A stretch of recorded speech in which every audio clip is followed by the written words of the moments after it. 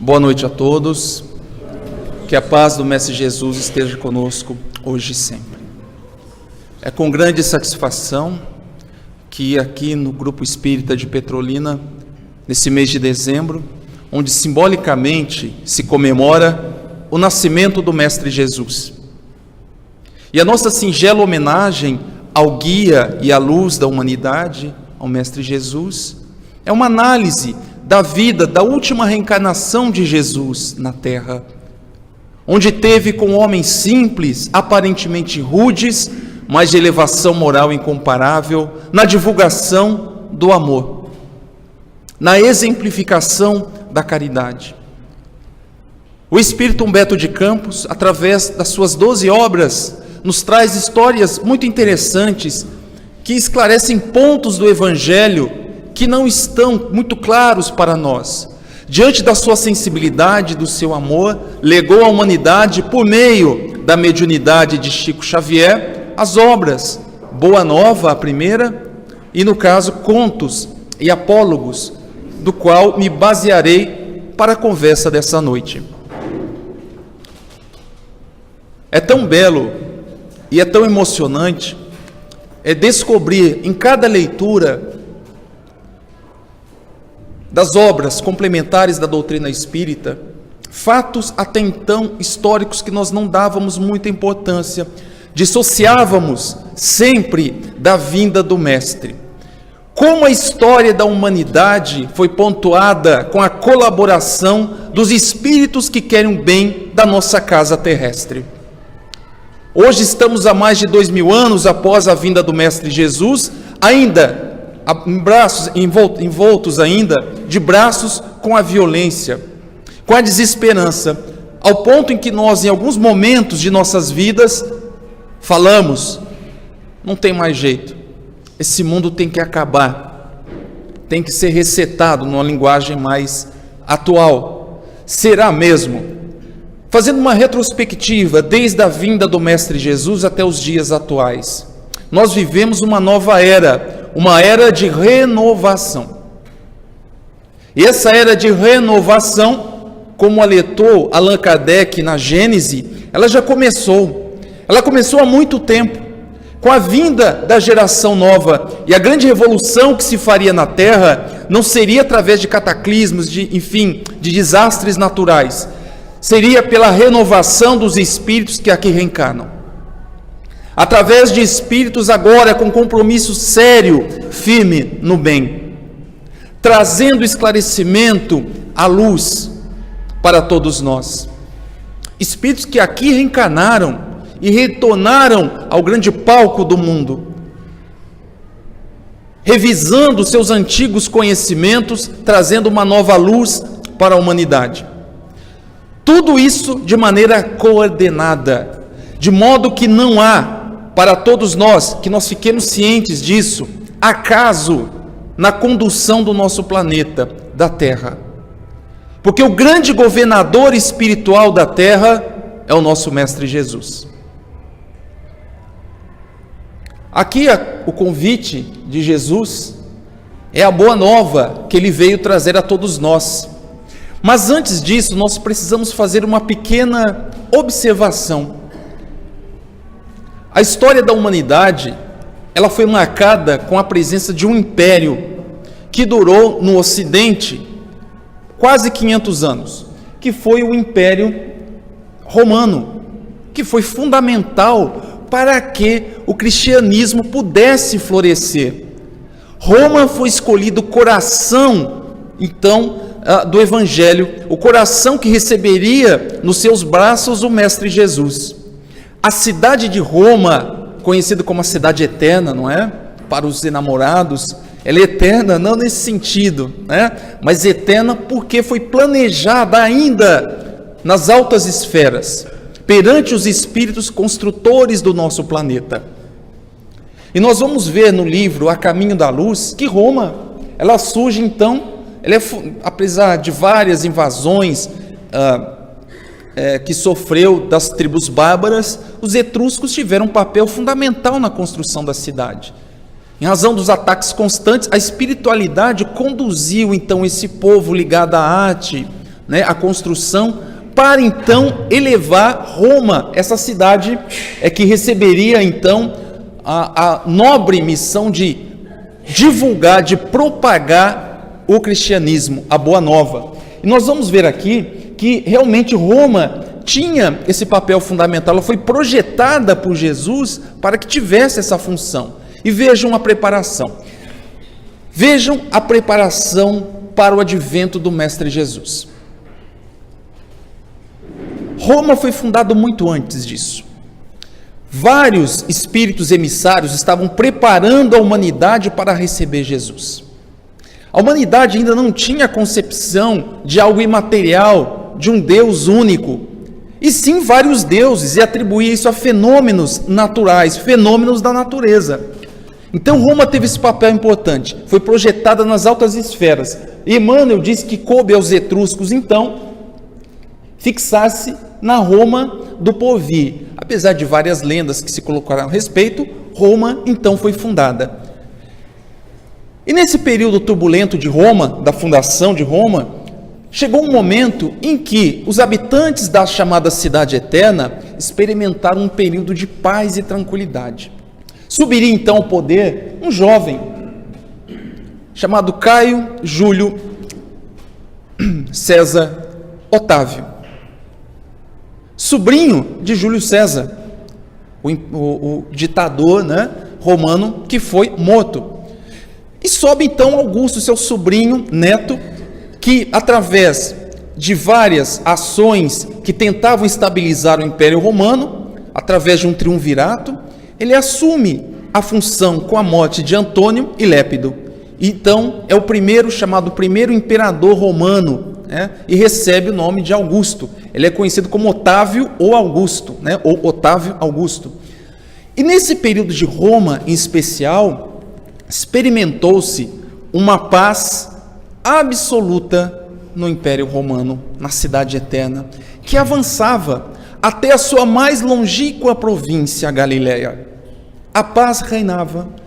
E Otávio, subindo ao poder 30 anos antes do advento de Jesus, experimentou então o florescimento da Cidade Eterna, com artistas, com espíritos como Ovídio, mecenas, estimulando a arte e a poesia. Aquele reino se preparava então para uma nobre missão, receberia nos seus domínios um importante papel de avanço da humanidade. Quem pode afirmar que o Império Romano não deixou heranças para a humanidade? Roma foi projetada para ser os Estados Unidos do mundo. Tinha o papel de unificar as nações e o fez. E nós temos reflexos hoje da conquista romana, do Império Romano até os dias atuais. Nas nossas leis, nos nossos costumes familiares. Os romanos são muito ligados à questão familiar, né? Vi de um livro muito famoso de Fistel de Coulanges, que retrata justamente a cidade antiga, né? Que trata da questão familiar, né? Como as pessoas eram ligadas em aspectos familiares. Ele relata isso na sua obra extensa. Pois bem, recebendo Roma então esse papel importante, nós teremos aí a chamada Pax Augustas, né? A paz augusta no Império Romano. E o imperador romano, Otávio Augusto, se questionava, mas por que tamanho período de paz? Ele que enfrentava um drama muito pessoal com a sua mãe, com a sua filha, tendo que puni-las, né, com penas severas, mas encontrava no semblante daquele povo, o povo romano, com tão nobre função delegada pela espiritualidade, de divulgar, de propagar a civilização. E o Império Romano seguiu, chegando inclusive à Inglaterra, enfim, em lugares longínquos, trazendo para toda a humanidade, então, efeitos que nós sentimos até hoje, nos vários campos, literatura, ciência, do direito, enfim.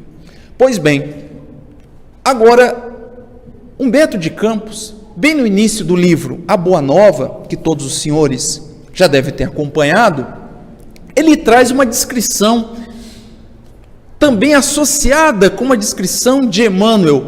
Por que será que o mundo experimentou uma paz naquele instante? Por que será?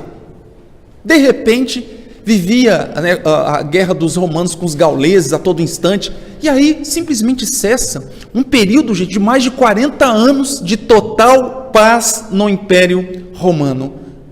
Vai desde a ascensão de Otávio Augusto até o ano 14 depois de Cristo. Aí vem o advento de Tibério, Roma volta a ser conturbada, e aí segue-se ao Império de Calígula. Por que esse período é pontuado pelos historiadores como a paz augusta, a paz serena? Vamos preencher essa lacuna na história com uma informação valiosa dessa obra Boa Nova. O grande império do mundo, o Império Romano, naquele instante, como que influenciado por um conjunto de forças estranhas, descansavam nessa onda de júbilo, né, de paz, de tranquilidade, depois de guerras tenebrosas e seculares. A alma coletiva do império nunca sentira tamanha impressão de estabilidade e alegria. E essa estabilidade e alegria é que os historiadores não perceberam. Aquela chamada época augusta, o século seria o século do Evangelho ou o século da Boa Nova. A esfera do Cristo se aproximava da terra, numa vibração profunda de amor e de beleza. Jesus estava se preparando para reencarnar na terra. A sua simples aproximação, anos antes, trouxe uma total tranquilidade, uma total confiança e paz e um avanço para a humanidade. Ainda nós temos e recebemos os efeitos desse avanço no Império Romano, a consolidação do Império Romano. Marcos, mas você está me dizendo que o cristianismo ele foi impulsionado pelo Império Romano? Sim. Como é que Paulo fez para divulgar o cristianismo? Paulo era cidadão romano. Vocês sabiam disso? No livro Paulo e Estevão, relata quem era a linhagem de Paulo, ou Saulo, cidadão romano, que lhe permitiu andar e circular pelo Império Romano divulgando as ideias da Boa Nova. Onde Pedro vai divulgar o cristianismo? No coração do Império Romano. Mais adiante, Constantino, como coloca o cristianismo como a religião oficial do Império, dando um impulso então ao cristianismo. É bem verdade que nas tenebrosas noites perdidas se confundiu o poder do Evangelho com o poder político de ocasião da época. Pois bem, toda a preparação ao advento do Cristo, pessoal, foi trabalhado na espiritualidade no campo maior. A nossa Terra, ela não é uma bola, uma esfera solta no universo, não. Ela tem um comando, ela tem uma direção. E Jesus, que é um espírito, é o espírito mais evoluído que encarnou na Terra. Mas Jesus é um espírito que faz parte de uma pleiade de espíritos, de uma comunidade de espíritos de luz, elevados. E esses espíritos, responsáveis pelo sistema solar, pela Terra, se reuniram 2 vezes, segundo Emmanuel, no curso de milênios que lhe foi permitido conhecer. No primeiro momento, Jesus e esses espíritos se reúnem quando a Terra se solta daquela massa solar para então ser formado um planeta. Na formação do sistema solar, foi a primeira vez que esses espíritos todos se reuniram. E o segundo momento da reunião desses espíritos foi quando? Quando se decidiram do momento da reencarnação ou da encarnação de Jesus na Terra. Os 2 momentos. Esse momento da aproximação dessas entidades de Jesus trouxe uma total paz, uma total tranquilidade à Terra. Que vejam, a paciência, o tempo para um espírito evoluído. Jesus esperou, então, 4,5 bilhões de anos, que é a idade da Terra, aproximada da Terra, esperou todo o processo, né, da criação, da destruição, da renovação, da chegada do homem à Terra, encarnando na Terra em corpos disformes, ainda muito similares aos primatas, aos parentes dos primatas que viviam nas árvores, muito parecidos. Isso não quer dizer que o homem veio do macaco, fica bem claro isso, ok? São espíritos que reencarnavam em corpos ainda grosseiros. Enviou antes disso, da sua chegada, espíritos que impulsionaram a terra, desenvolveram a ciência, como as raças adâmicas, os egípcios, a raça indo-europeia, que vieram para impulsionar então a terra. Esse momento de aproximação então se deu apenas por 2 vezes no curso de milênios. E Emmanuel vai colocar mais uma vez, que o Senhor, retornando então à face da terra, ele trouxe nesse momento o seu evangelho, a família humana, a lição imortal do seu evangelho. A primeira visita, como disse, do desprendimento da terra, e na segunda, quando ele decide então retornar ou voltar e nos ensinar, melhor dizendo, o seu evangelho de paz e de amor. Vejam, nós vamos ver então, pessoal, que nada foi feito de maneira atabalhoada. Um pouquinho, estou sendo bem generoso, um pouco antes do advento de Jesus, já preparando a humanidade para isso,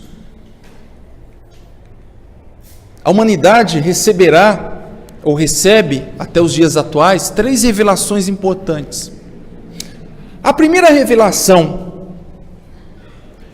Moisés, que veio 1550 anos antes de Jesus. Moisés foi importante para a história da humanidade, por quê? O Antigo Testamento, está ali calcado os ensinamentos de Moisés, que revelava a lei divina ou a lei natural nos 10 mandamentos. O que Moisés fez? Qual é o papel de Moisés para preparar a humanidade para o advento do Cristo?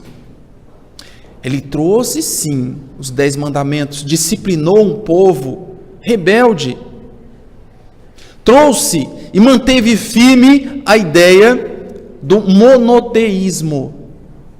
Até então a humanidade era muito ligada à ideia de vários deuses, O próprio Império Romano tinha os deuses que eram inclusive os imperadores, Vejam, Moisés então teve esse papel fundamental e importante na unificação, na disciplina desse povo, que receberia na sua nação o Mestre Jesus.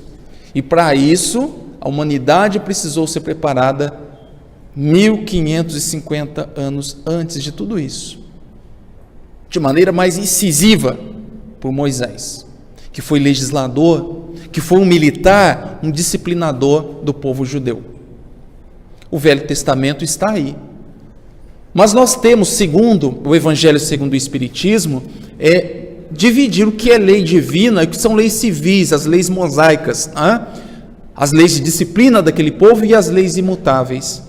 Alguém se arriscaria a dizer, dentre a legislação de Moisés, qual é a parte dessas leis que ele trouxe, que vieram por meio de Moisés, que são leis divinas e não leis civis, que mudam com o tempo, de acordo com os costumes? Alguém poderia me citar uma lei que Moisés trouxe à humanidade? Uma só. Isso, pessoal, qual outra? Mais uma, vocês estão bons, vamos lá, sai mais coisas aí, vamos sair mais coisas. Alguém já ouviu falar nos 10 mandamentos? Não? Já, Muito bem, já, pessoal. Essas leis precisam de emenda, fazer uma revisão ou não? Ou elas são leis imutáveis? Elas são leis imutáveis. Por quê? Vem do próprio Deus. Deus, uma das características é a sua imutabilidade. Logo, conclui-se que essas leis que chegaram às mãos de Moisés, por meio de espíritos elevados, são leis divinas. Servem para a humanidade em qualquer momento, em qualquer fase da sua história ou da sua evolução. Foi a primeira revelação trazida à humanidade. E qual seria então a segunda revelação? E a gente teve essa preparação toda. Qual é a segunda revelação? Isso mesmo. Isso. Jesus. A segunda revelação das leis de Deus. E aí Jesus chega até nós, esclarecendo que amar a Deus sobre todas as coisas, amar o seu próximo, que equivale, está no mesmo patamar. Jesus agora não trazia mais aquele rigor que Moisés colocou por meio das suas leis civis. Jesus então disse que não veio destruir as leis, veio lhes dar cumprimento, mas a parte das leis divinas. Esse é o papel, a boa nova trazida por Jesus. Jesus foi revolucionário no sentido de mudar aquilo que estava sedimentado na cabeça dos homens, da lei do talião, da vingança privada. Jesus recomendou então aquele povo guerreiro, aquele povo orgulhoso, que deveríamos amar os nossos inimigos. Que o reino de Deus não era aqui na terra. Que deveríamos oferecer a outra face. Isso cala fundo os nossos orgulhos. Está no Novo Testamento, então, o fundamento de toda a doutrina, todo o cristianismo. Mas Jesus não pôde vir e revelar tudo aos homens. Eu sempre faço uma observação, nos estudos. Você pode reler as obras, a Bíblia, os escritos espíritas, os livros, uma vez, você tem uma visão, leia a segunda, leia a terceira, e a cada momento você vai extraindo um novo significado, um novo sentido. E Jesus veio não podendo falar para os homens da grandiosidade do universo, da nossa natureza espiritual, da possibilidade de comunicação com aqueles que estão no mundo extrafísico. Jesus ensinou de forma muito didática o que é o amor, ensinou para todos nós o caminho para se alcançar a perfeição e a felicidade. Amar os vossos inimigos, fazer todo o bem que estiver ao seu alcance, orai por aquele que lhe calunia, que lhe persegue. Dizia que nós tínhamos uma luz interior tamanha que poderíamos fazer tudo o que ele fazia. E até mais do que isso. Explorando todo o potencial humano e exemplificando no seu evangelho de amor. Pois bem, Jesus veio, não pôde dizer tudo, mas disse: partirei, mas enviarei ainda à humanidade o Consolador prometido, uma nova revelação para os homens. 33 anos, então, passados a sua existência na Terra, a humanidade, então, caminhou ao longo da história. Esperou mais de 19 séculos para que isso viesse a ocorrer. Mais de 1850 anos para que então a humanidade pudesse receber uma nova revelação. Era necessário que a ciência florescesse, que a cabeça do homem estivesse pronta para receber as sementes do Evangelho, agora sim, revelado de maneira clara, de maneira objetiva, sem as crendices que nos prendiam, sem as perseguições instauradas pelas instituições políticas e religiosas. O mundo experimentaria então a liberdade de pensar, de experimentar. O positivismo, então, na Europa, graça no século XIX, até que nós recebemos do trabalho incessante, do trabalho hercúleo de Allan Kardec, a terceira revelação, que se dá através da doutrina espírita, o Consolador prometido. Em 1857, chega à humanidade, então, a doutrina espírita, com a primeira edição do Livro dos Espíritos, pouco mais de 500 questões, já na segunda, 1019. E ali então se abre um campo para a experimentação, ali se abre o campo para o estudo da doutrina libertadora. Coisas que nós não entendíamos quando Jesus veio à Terra, a doutrina espírita vai explicar isso. Demonstra de maneira clara a existência do mundo espiritual, a comunicabilidade entre esses mundos, a nossa origem, o que nós estamos fazendo aqui e qual será a nossa destinação. E principalmente, qual é o nosso papel na grande concertação do universo. Aí você pode imaginar, meu Deus, quanta responsabilidade. Sim, Nós somos co-criadores do universo. Numa escala menor, é bem verdade, e de acordo com as nossas responsabilidades. Mas o Mestre Jesus coordenou tudo isso. A doutrina espírita, ela não se assenta, e aqui vai uma observação importante, ela não se assenta no ombro de um único homem, porque o homem é falível. Muitos que reencarnam na Terra com a sagrada missão, muitos vão falir, vão tropeçar. E nós não podemos colocar a doutrina espírita, identificar a doutrina espírita com uma única pessoa. Ele é o expoente da doutrina espírita, logo a doutrina espírita é ele. A doutrina espírita não é personalista. Como a doutrina espírita chega a todos nós?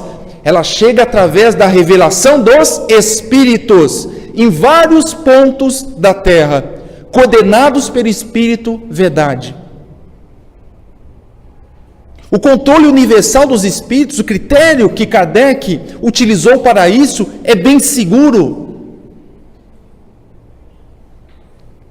Embora os equívocos que nós possamos cometer em nome da doutrina espírita, nós não somos ela. Ela vive por si só, é o grande consolador, é a luz da humanidade, é o cristianismo redivivo, sem formalidades, sem palácios, sem estruturas físicas imprescindíveis. Apenas as estruturas para os trabalhos necessários, de maneira muito simples e organizada. Não existe castas e hierarquia dentro do movimento da doutrina espírita, apenas uma organização administrativa, tal qual a casa que Pedro coordenou logo após a partida do Mestre Jesus do plano físico. Portanto, um espírito israelita, lá no século XIX, no livro Evangelho segundo o Espiritismo, ele diz o seguinte, que o Cristo foi o iniciador da moral mais pura que nós conhecemos. A terra esperava por Jesus, sentiu a sua aproximação, sentiu a sua presença. Da forma mais sublime, essa moral foi divulgada a todos nós, essa moral evangélico-cristã, que há de renovar o mundo, aproximar os homens e torná-los irmãos. Todas as leis que nós estudamos na doutrina espírita, as 11 ou 13 para alguns, desde lá da lei de adoração até a lei de justiça, de amor e caridade, se aplicadas nas relações, nos farão irmãos. Estarão extintos os preconceitos, a violência contra o próximo, até porque nós podemos resumir as leis e os profetas segundo Jesus: amar a Deus e amar ao próximo como a si mesmo. Todas as leis e os profetas podem ser reduzidas a essas duas leis. Com isso não teríamos mais o roubo, o assassinato, as mais variadas formas de violência, a corrupção. É irretocável no aspecto a moral cristã trazida por Jesus. Em todos os aspectos ela é irretocável. Pois bem, mas a pergunta é essa. Uma pergunta fácil de responder. De maneira que eu transfiro essa pergunta aos senhores. Você já parou para se perguntar, já que Jesus trouxe a boa nova, vários enviados o precederam, ele veio, sacrificou-se por todos nós, era um espírito que não precisava mais reencarnar, um espírito puro, evoluído, mas mesmo assim veio à Terra, desencarnou, mas continuou a tutelar a Terra, os seus habitantes, e atende o nosso chamado a todo instante. Agora a pergunta é, mas afinal, Deus enviou um espírito iluminado para a Terra, então vamos nos questionar o seguinte: mas Deus, o que você quer de mim? Fazendo a pergunta que Paulo fez a Jesus na estrada de Damasco: Jesus, o que queres que eu faça? E vamos perguntar então, mas Deus, o que Deus quer de mim? Alguém poderia, ou alguém já parou para se questionar? Bom, se eu estou aqui, a doutrina espírita tem esse papel, ela diz a nossa natureza. Quem nos criou? Deus. Qual a nossa destinação? A evolução e a felicidade. Por que estamos aqui? O que Deus quer de mim aqui na Terra? Alguém parou para se questionar a respeito disso? Porque tudo tem um propósito, gente. Deus não poderia fazer uma criação inútil. Tudo tem um fim na criação. Tudo. Observe a natureza. Tudo que existe na natureza tem uma finalidade. Um simples pássaro, uma mosca, um besouro, estipe esse elemento da natureza, automaticamente você terá um desequilíbrio. Corte as árvores, vou cortar as árvores, você vai ter um desequilíbrio. Então vamos suprimir o homem da terra, teremos um desequilíbrio? Sim, teremos. Inclusive tem até uma série na TV que diz assim: se a humanidade não existisse mais, tudo que estivesse construído hoje, o homem fosse retirado de tudo, da terra, um único ser humano, o que aconteceria? Teria um desequilíbrio na terra? Sim, teria. Pois bem, então o que nós estamos fazendo aqui? O que Deus quer da gente? Hoje é um domingo para se pensar, né? Como todo dia devemos fazer, pensar. Jesus, através dos Espíritos, nos deu uma dica importante, né? Que é realizarmos a vontade de Deus. Numa passagem evangélica que está em Marcos, Jesus disse o seguinte: quando Jesus é chamado, né, as pessoas que estão próximas a ele, ele diz: olha, Jesus, a sua mãe e seus irmãos estão a te chamar. E ele diz: quem é minha mãe? Quem são meus irmãos? Aí todos ficam sem entender o que Jesus estava querendo dizer, mas na verdade Jesus conclui esse ensinamento dizendo: porque o que fizer a vontade de Deus, esse é o meu irmão, essa é a minha mãe. E qual é a vontade de Deus? Questão 642 do Livro dos Espíritos. Kardec questiona: para agradar a Deus e assegurar sua posição futura, bastará o homem que não pratique o mal? Será que é o suficiente para atender os desígnios de Deus não fazer o mal? Não faço mal para ninguém. Isso é o suficiente? Não fazer o mal para os outros. Não faço mal para ninguém. Uma virtude negativa, temos que ter uma virtude ativa, positiva. O que Jesus disse sobre as pessoas que não são nem quente e nem fria? Tem uma passagem evangélica, não é? O que Jesus disse? Aquele que não é quente nem frio, ele é morno. E o morno, o que ele faz? Para ele não interessa, não é?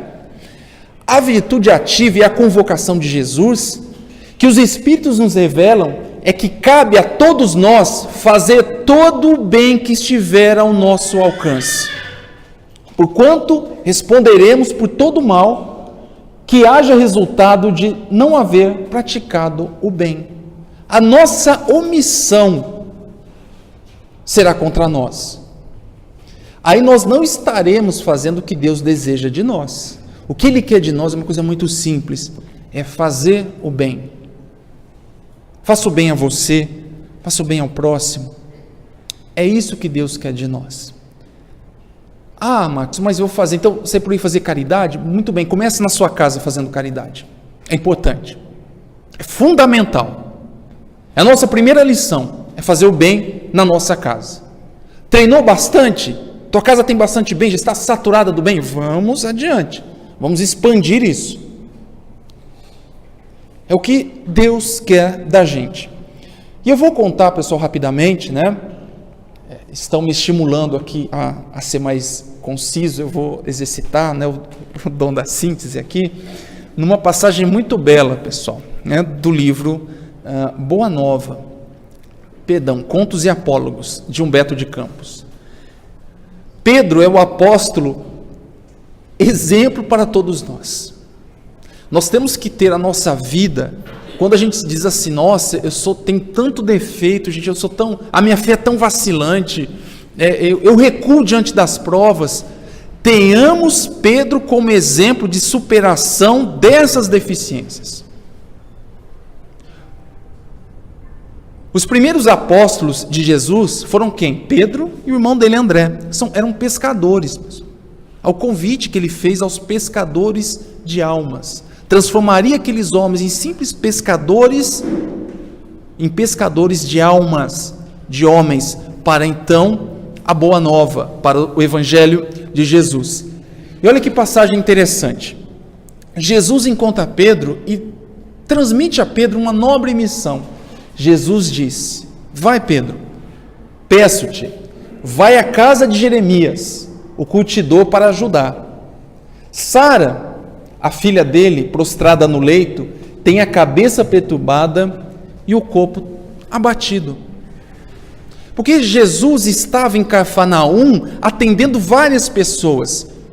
E aí Jesus transmite esse pedido a Pedro: Pedro, vá até a casa de Jeremias, o curtidor, para então ajudar a filha dele, Sara, que está em sérios problemas.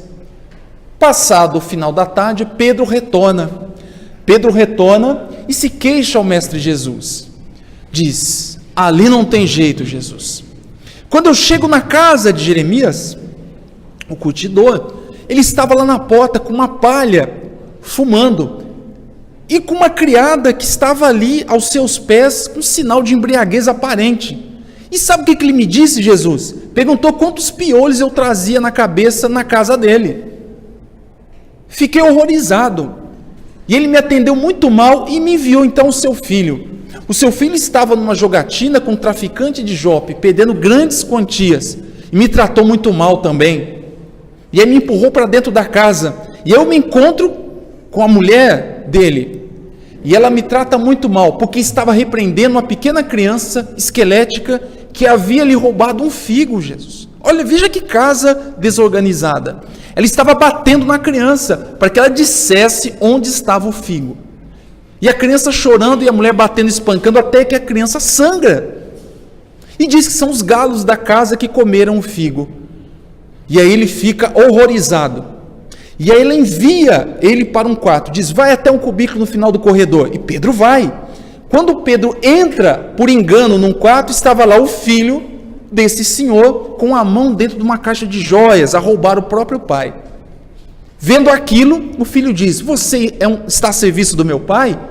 E tenta agredir Pedro. Pedro pede pelo amor de Deus para que ele não fosse agredido, porque ele disse que vinha apenas para cuidar da irmã dele, Sara. Há muito contragosto, então ele indica o quarto, um pequeno cubículo onde estava Sara. Quando ele entra naquele quarto, ele relata a Jesus. A cena foi estarrecedora. Lá estava aquela jovem proferindo palavras de baixo calão e fazendo gestos obscenos para mim. Veja, Jesus, aquela família não tem jeito, não tem como. E Pedro estava ali completamente desanimado. E o mestre Jesus olha para Pedro, mira-lhe o olhar e responde a Pedro: Pedro, conheço Jeremias, a esposa e os filhos. Há muito tempo, quando eu te incumbi de ir ao encontro deles, apenas pedi que os auxiliasse. Essa foi a mensagem de Jesus. Jesus não enviou Pedro à casa de Jeremias para fazer julgamentos, e sim que ajudasse. Jesus veio à terra para os sãos? Não, ele veio para os doentes da alma, e enviou Pedro em várias incursões. Pedro, aliás, nos dias seguintes, então é enviado por Jesus para trabalhar entre os doentes por 20 dias. E Pedro, com as energias renovadas, segue. Mas Pedro, mais uma vez, retorna,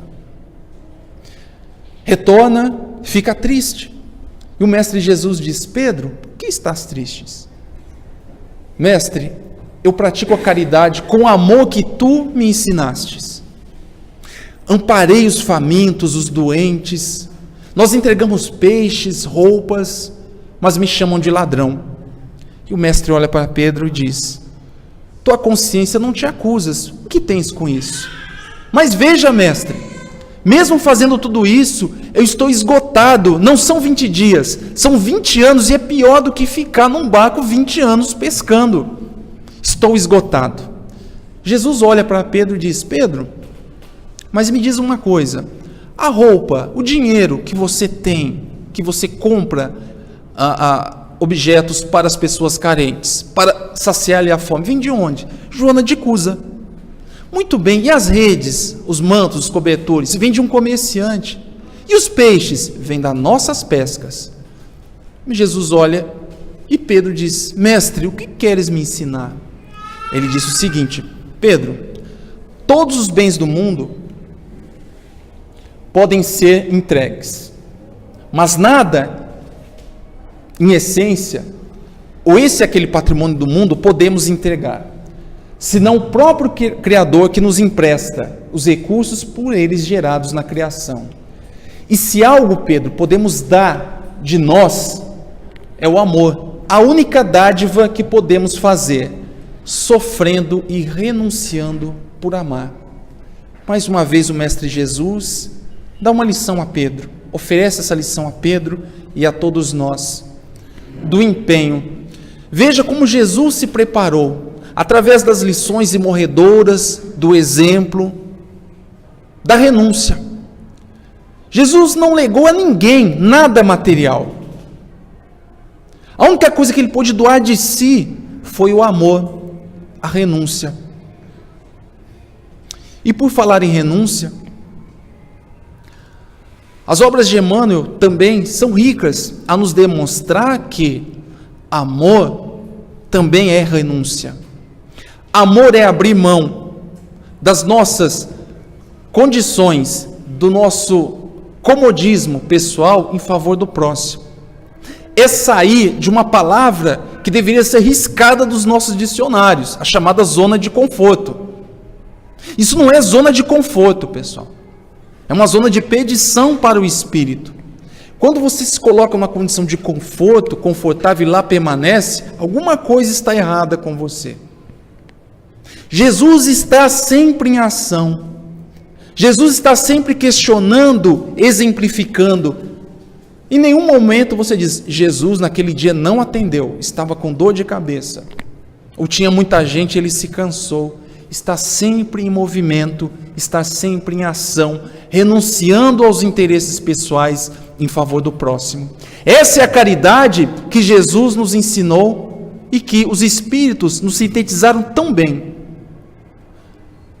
Benevolência para com todos, perdoar as ofensas, indulgência para com as imperfeições alheias, perdão das ofensas mais uma vez. Mas isso não é algo passivo, é algo que exige de nós um movimento, um agir, um fazer.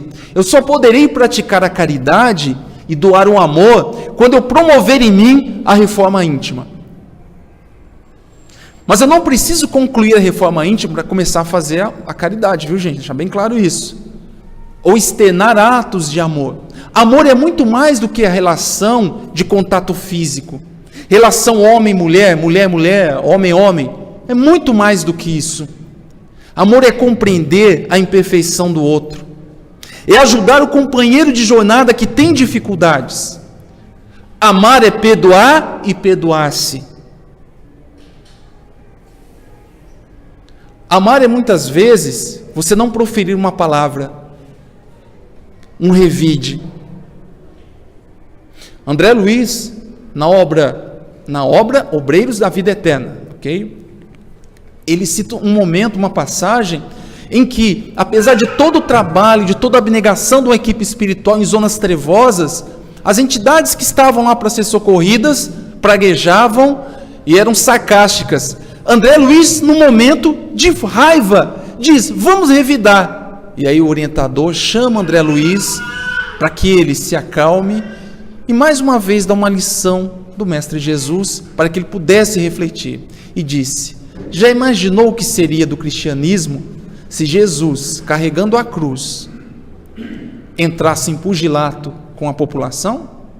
Jesus colocasse a cruz do lado e saísse para trocar ofensas com aqueles que estavam lá, vaiando-o? O que seria toda a mensagem que ele construiu?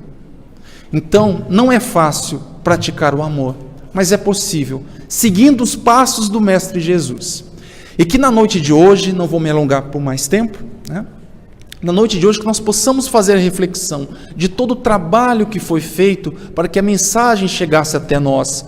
O que Deus quer de nós? Com todo esse trabalho feito por milênios e milênios, por bilhões de anos na criação da terra, na criação de tudo que existe, dos espíritos que aqui chegaram, os espíritos missionários que se sacrificaram para que a mensagem chegasse, como Sócrates, não nosso querido amado amigo Sócrates, mas o Sócrates da Grécia, onde ele sacrificou a própria vida para que a verdade permanecesse, ao ponto em que sua esposa Xantipa disse: Sócrates, fuja.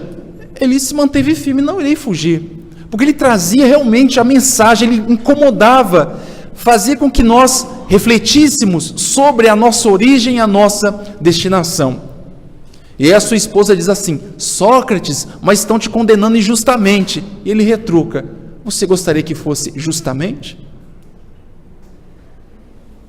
Aquele homem ciente, do seu dever, que estava com a verdade e deixaria e legaria para a humanidade uma nova maneira de pensar e de agir. Impérios foram construídos para a divulgação do cristianismo, mas se desfizeram quando perderam o curso, a rota, o sentido da terra, o sentido dos seres que aqui estão encarnados, que é o supremo bem, a evolução do globo, a evolução do nosso mundo, através da nossa felicidade e da nossa renovação.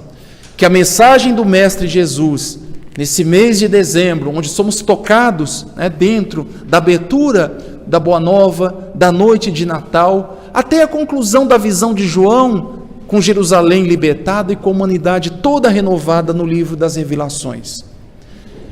Que nós possamos olhar adiante e também verificar a nossa vida renovada sobre o Evangelho de Jesus, sobre o chamado divino do Mestre, que a todo dia nos diz: venha até mim, eu sou o caminho, a verdade e a vida, traga o seu fardo, eu o ajudarei, eu aliviarei a sua dor, e o fará através do Evangelho. Mas cabe a nós, também, como seus fiéis seguidores, exemplificar todo dia de nossas existências ou dos nossos dias na Terra, uma simples e pequena lição. Todo dia, é assim que se constrói um ser, é assim que se constrói a felicidade, ainda que relativa na Terra.